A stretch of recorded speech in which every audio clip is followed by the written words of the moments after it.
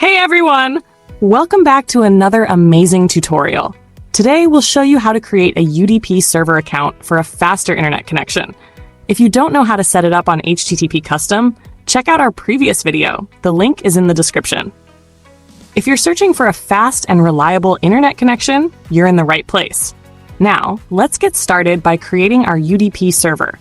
First, open your web browser and go to the search bar. Type 12.12.5 Tech Online Star and hit enter. Look for the official 12.5 Tech website in the search results and click on it. This is where we'll create our UDP server. Once you're on the 12.5 Tech homepage, locate the menu button at the top corner of the page. Click on it to open a list of options. From the menu, select UDP VIP Server. A drop-down list will appear. Click on UDP Custom Server.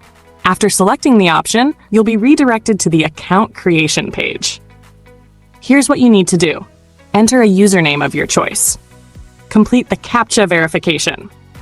Click on Create Now. Within seconds, your server details will be generated and displayed on the screen. At the bottom of the page, click the Copy Server Info button to save the details to your clipboard. Then paste it into your Notes app or a safe place for future use.